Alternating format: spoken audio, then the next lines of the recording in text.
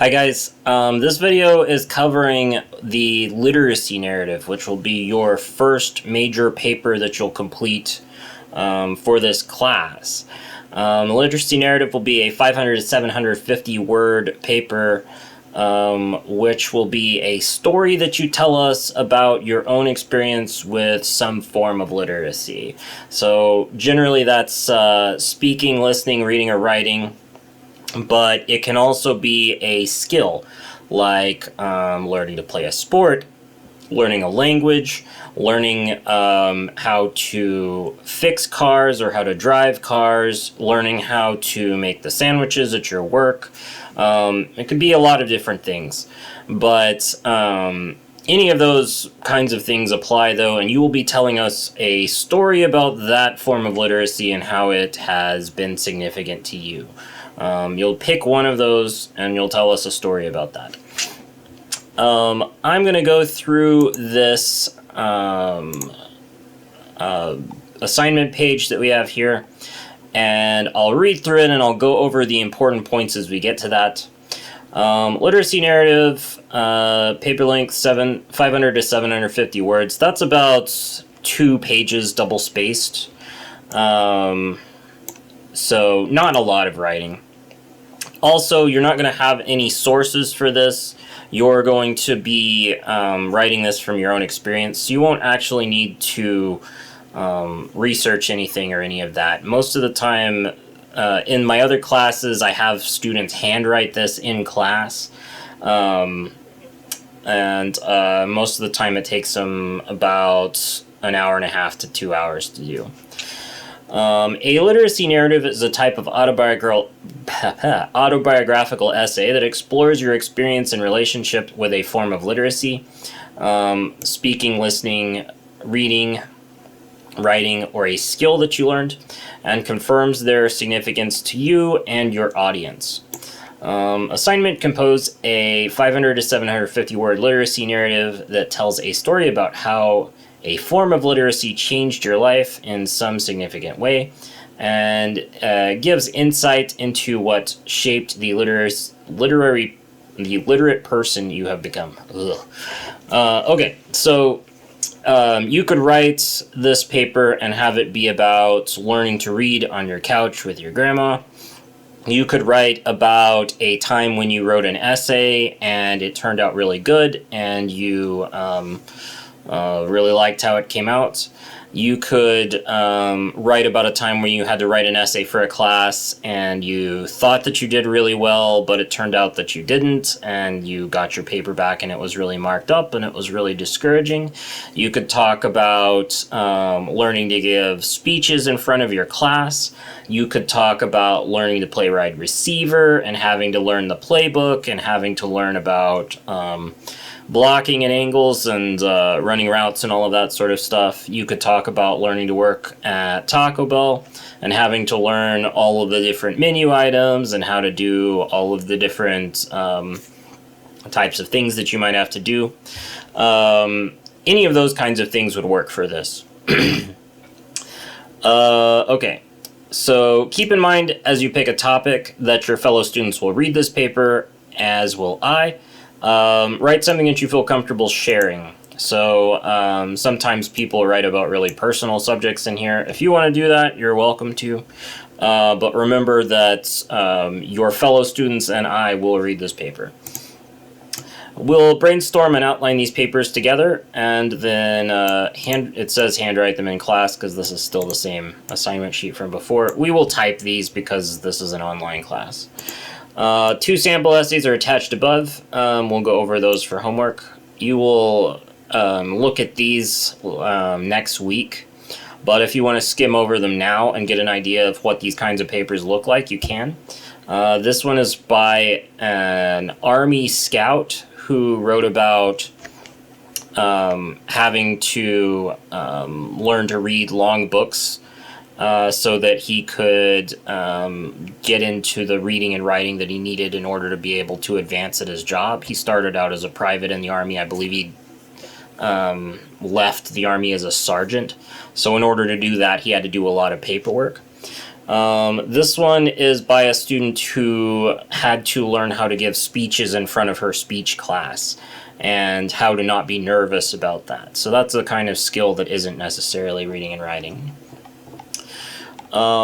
This assignment is designed to give everyone practice with the writing process and a chance to show their writing skills.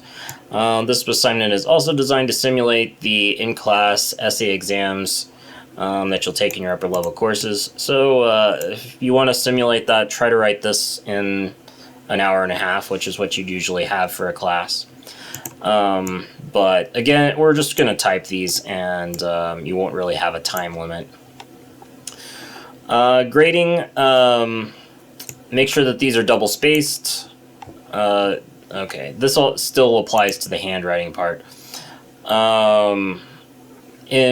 I'm mostly looking for you to write a complete story that meets the word count requirement, so 500 to 750 words, has a beginning, middle, and end, and has good detail.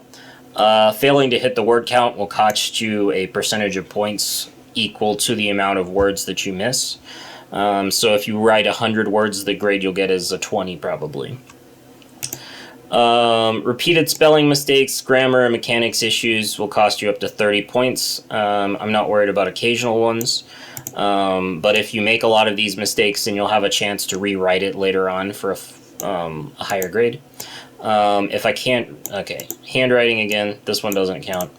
Everyone who turns in a complete first draft will have a chance to rewrite it for a higher grade. We'll turn in a final draft later on where I'm going to give you feedback, and then you'll have a chance to turn in a higher graded final draft and raise whatever your grade is. Obviously, do not use AI programs to write this paper or a paper that somebody else wrote. It'll be really obvious if you do, and you'll end up receiving a 0 for the paper if you do that. Here's a list of helpful things to think about. Put everything in order. So make sure that your story's in chronological order. A lot of times people jump around in their story, and they'll tell me the end first, and then they'll start at the beginning, and then they'll have some really long parts that don't really have a lot to do with the story, and then they'll wrap it up really quickly at the end. Just keep everything in order and try to pace things as well as you can. Keep everything in past tense. You guys will, some of you will do this where you're going to jump between past and present tense. You'll say things like, I'm walking into the grocery store, and suddenly I saw the cashier looking at me, or whatever. That's a jump between present tense and past tense. This is a past tense story. It happened in the past, so keep it in past tense. That's what past tense is designed for. Details of your friends, use lots of details. We'll have an assignment where we practice this later on, but the more details you add in here, especially relevant ones to your story, will make your story easier to understand, but it will also help you get to that 500 word count. If that sounds like a lot of words to you, you just need to flesh your story out more. Give us details about the classroom that you're in, the essay that you have to read to everyone. What did it feel like having them all stare at you? What did the bright lights feel like blazing down on you? What was your story about that you had to tell? Whatever. On a sentence level, adding detail means fleshing out what's actually going on in the sentence. So you can see here some examples of that. I drove to the store and bought groceries. In the second sentence, it's fleshed out more. I drove to the H-E-B on Old Austin Highway and filled my shopping cart with Hot Pockets and Dr. Pepper.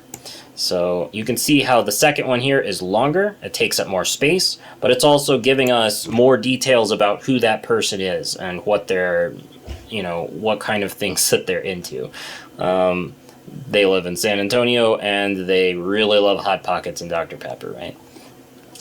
On a larger level, adding details means thinking of more details the reader needs in order to understand the story. We're not you. We don't know your teachers. We don't know your school. We don't know your friends. We don't know the instrument that you play, we don't know the place that you work at. Fill in those details for us and make that easier for us to understand. So if you're looking at this on week 2, your next step will be to go to the literacy narrative discussion board, and you're going to look at 3 different you're going to write 3 different paragraphs here. Each one of these paragraphs will could easily turn into your entire essay. The first one, you'll tell us about a good experience that you had with reading and writing. And the second one, you'll tell us about a bad experience you had with reading and writing. And the third one, you'll tell us about a kind of literacy that you have that doesn't have anything to do with reading and writing. So a language you learned, a skill you had to learn, a sport you had to learn, and how that's affected your life. Any one of these could end up turning into your full paper, but you're not going to use all 3 of them together in your paper. You're going to pick one, you're going to flesh out a story that has a lot of information about that. For right now, you're just going to write a short paragraph, but later on you'll actually write the essay. Alright guys, that's all I have for you right now. Go ahead and get started on the discussion board.